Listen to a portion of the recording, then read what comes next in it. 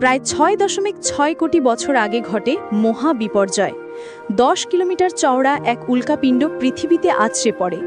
আকাশ ঢেকে যায় ধুলোয়, সূর্যের আলো বন্ধ হয়ে যায়, খাবার ফুরিয়ে আসে। ডাইনোসর সহ পৃথিবীর ৭৫% প্রাণী বিলুপ্ত হয়ে যায়। তবে ডাইনোসর পুরোপুরি হারিয়ে যায়নি। কিছু ছোট ডাইনোসর বিবর্তিত হয়ে আজকের পাখি হয়ে উঠেছে। তাই আকাশে উড়ন্ত প্রতিটি পাখির মধ্যে বেঁচে আছে কোটি বছর আগের সেই দানবদের এক অংশ। ডাইনোসরের গল্প আমাদের শেখায় পৃথিবীতে কিছুই চিরস্থায়ী নয়। টিকে থাকতে হলে পরিবর্তনের সাথে মানিয়ে নিতে হয়। আজ মানুষ রাজত্ব করছে, কিন্তু ভবিষ্যৎ কি হবে তা কেবল সময়ই জানে।